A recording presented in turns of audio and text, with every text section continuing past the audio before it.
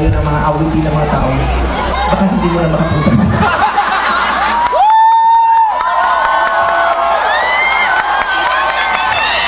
Ang kausap ko si Gov mismo nag-request mo. Vice ganda, kinanta ang awitin ng Kamikasi sa event kung saan pinalayas ang banda.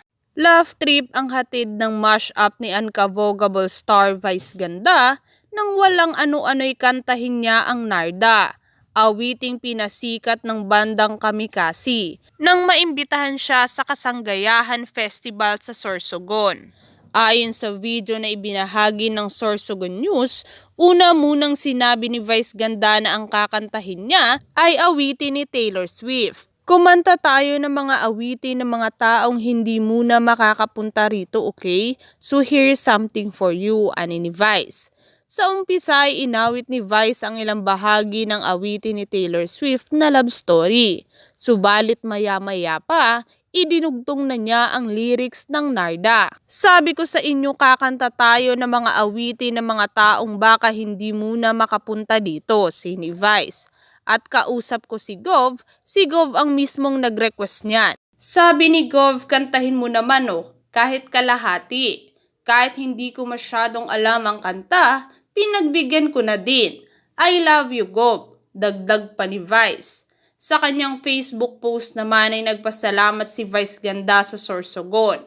Thank you so much madlang people in Sorsogon sa pakikipag-GV with me. Tugog na tugog ang experience, anya sa kanyang caption.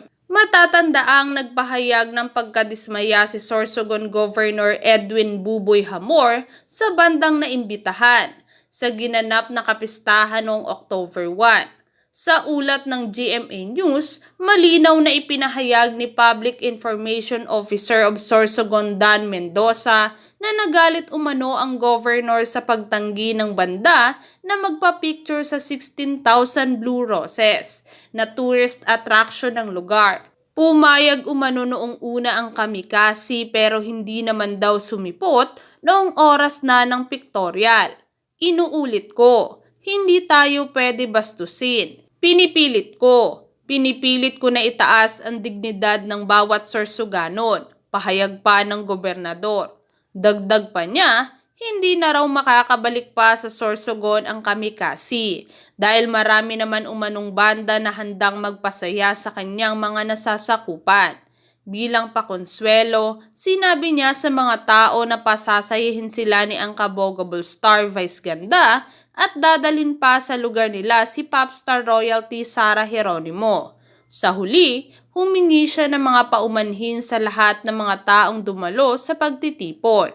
Sa Instagram post naman ibinahagi ni Jay Contreras, lead vocalist ng Kamikasi, ang 3 larawan niya na naka-black and white na may caption na choose, I choose love.